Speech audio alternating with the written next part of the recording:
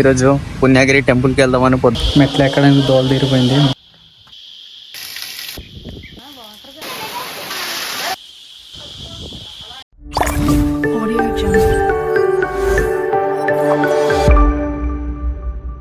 తనకైతే మనం ఈరోజు పుణ్యగిరి టెంపుల్కి వెళ్దామని పొద్దున్నే రెడీ అయ్యి స్టార్ట్ అవ్వాం. ప్రజెంట్ అయితే క్లైమేట్ కూడా చాలా చక్కగా ఉంది, కూల్ గా. మార్నింగ్ కాబట్టి కూల్ గా ఉంది, మరి ఆఫ్టర్నూన్ అయ్యాక ఎండ చిదిగేసేస్తుందేమో. ప్రస్తుతం అయితే స్టార్ట్ అయ్యాం. టైం ఇప్పుడు 7:30 అవుతుంది. చిల్లుగా అలా సరదాగా టెంపుల్కి వెళ్ళి వద్దామని బయలుదేరాం, స్టార్ట్ అయ్యాం. అక్కడ వెళ్ళాక చూద్దాం.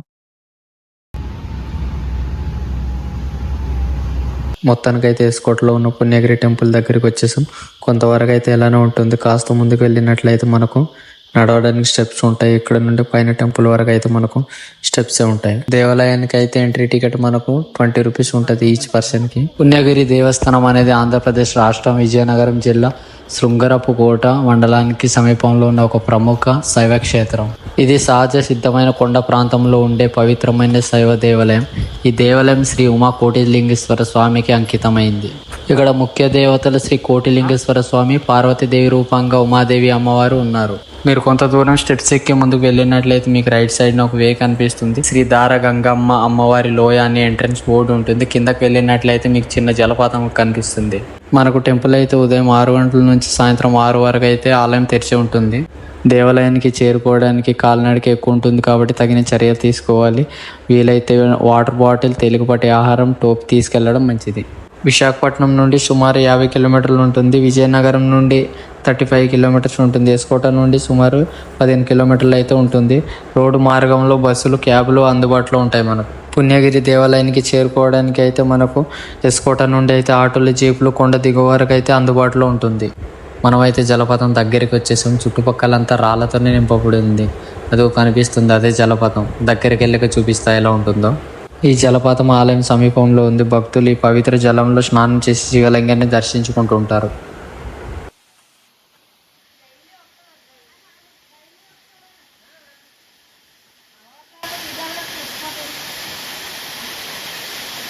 లెఫ్ట్ సైడ్లో ఉన్న ఈ ఐరన్ స్టెప్స్ ఎక్కి పైకి వెళ్ళినట్లయితే లోపల చిన్న గృహ ఉంటుంది. ఆ లోపలికి వెళ్ళినట్లయితే మనం కింద మార్గం నుంచి అయితే రావచ్చు. గృహ లోపల నుండి కూడా వాటర్ ప్రవహిస్తూ బయటకు వస్తుంటుంది. ఈ జలపాతం పచ్చని కొండల మధ్యలో ప్రవహిస్తూ శాంతియుత వాతావరణాన్ని సృష్టిస్తుంది. ఇది ఒక మంచి పర్యాటక స్థలం మరియు ఆధ్యాత్మిక క్షేత్రం కూడా. జలపాతం చూసాక దేవాలయానికి వెళ్ళడానికి అయితే నడక అయితే మళ్ళీ స్టార్ట్ చేసాం. ఇప్పుడైతే మనం సగం దూరం కూడా నడవలేదు, ఇంకా చాలా దూరం అయితే నడుచుకుంటూ వెళ్ళాలి టెంపుల్కి చేరుకోవడానికి. దేవాలయానికి వెళ్ళే దారిలో అద్భుతమైన ప్రకృతి సౌందర్యం, హరిత వాతావరణం కనిపిస్తుంది. కొండపైకి వెళ్ళే మార్గంలో చిన్న చిన్న జలపాతాలు, వృక్షవాటికలు, విశ్రాంతి స్థలాలు అన్నీ ఉంటాయి. ఈ ఆలయం నిశ్శబ్ద వాతావరణంలో ప్రకృతిలో ముడిపడి ఉండడంతో భక్తులు ఇక్కడ శాంతిని, ధ్యానాన్ని అనుభవించగలుగుతారు. కొండపై నుండి వచ్చే గాలుల మధ్య స్వామి దర్శనం భక్తుల్లో భక్తి భావనను, పవిత్రతను పెంచుతుంది. ఈ పుణ్యగిరి శైవ క్షేత్రం భక్తులకే కాకుండా ప్రకృతి ప్రేమికులకు, శాంతిని కోరి ఆధ్యాత్మిక యాత్రికులకు ఒక అద్భుతమైన దివ్యత మరియు భక్తి స్థలంగా నిలుస్తుంది. మీరు పుణ్యగిరి ఆలయాన్ని దర్శించడానికి పాతాళాలు లేకుండా ఒక రోజు తిరిగి రావచ్చు. అది మీకు ఒక ఆధ్యాత్మిక ప్రయాణంగా మిగులుతుంది. మనం దేవాలయానికి వెళ్ళినప్పుడు అయితే భక్తులు కూడా ఎక్కువగా ఎవరు లేరు. ఇక్కడ కోతులు కూడా మన దగ్గరికి వస్తుంటాయి, చాలా జాగ్రత్తగా ఉండాలి. ఇక్కడ మహాశివరాత్రి వేడుక ఆలయానికి ముఖ్యమైనది. 3 రోజుల పాటు ఉత్సవాలు జరుగుతాయి. ఇక్కడ ప్రతి సంవత్సరం మహాశివరాత్రి, కార్తీక మాసం, శ్రావణ మాసంలలో వేలాది భక్తులు ఈ ఆలయాన్ని దర్శించేందుకు వస్తుంటారు. భక్తులు కొండపైకి కాలినడక ద్వారా ప్రయాణించి స్వామి దర్శనాన్ని పొందుతారు. కొండపై ఆలయ ప్రాంగణంలో పవిత్రమైన తీర్థం ఉంది. కార్తీక దీపోత్సవాలు కార్తీక మాసంలో రోజు ఆలయంలో ప్రత్యేక పూజలు, దీపారాధనలు నిర్వహిస్తారు. శ్రావణ మాసం నాడు శివునికి అత్యంత ప్రీతికరమైన మాసం కావడంతో భక్తులు భారీగా తరలి వస్తారు. ఉగాది, రాధ సప్తమి, నాగుల చవితి వంటి పండుగలకు కూడా ఇక్కడ ఘనంగా పూజలు జరుగుతుంటాయి. ఈ ఆలయం 1000 సంవత్సరాల కిందటకు వెళ్తుంది. దీనిని చోళులు, కాకతీయులు, విజయనగర సామ్రాజ్యం కాలంలో అభివృద్ధి చేశారు. ఇక్కడ కోటిలింగేశ్వర అనే పేరుకు కారణం ఒక చోట లక్షలాది శివలింగాలు ఏర్పాటు చేయబడిన చరిత్రలో ఉంది. ఆ లక్షలాది శివలింగాలు ఏర్పడినది ఇక్కడే. ఇక్కడ మనకు కంటిన్యూస్గా నీరు ప్రవహిస్తుండడం వల్ల మనకు కోటిలింగేశ్వరాలు కనిపించడం లేదు.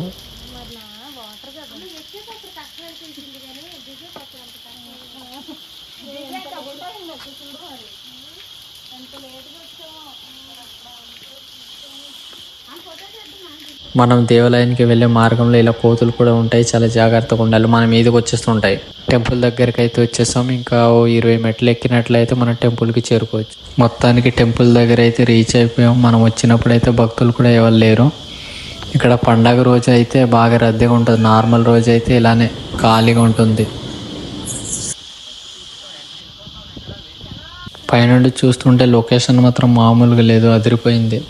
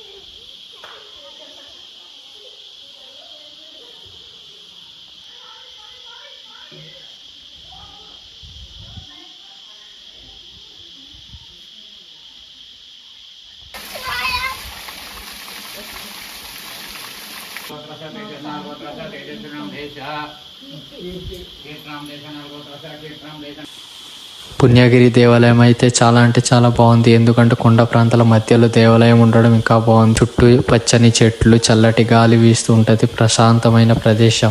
ఎవరైనా చూసి ఉండకపోతే తప్పకుండా విజిట్ చేయండి. మొత్తానికి పుణ్యగిరి టెంపుల్ చూద్దాం అనుకున్నాను మామ. మొత్తానికి అయితే ఈరోజు వచ్చేసాను. పుణ్యగిరి టెంపుల్ అయితే చూస్తాను.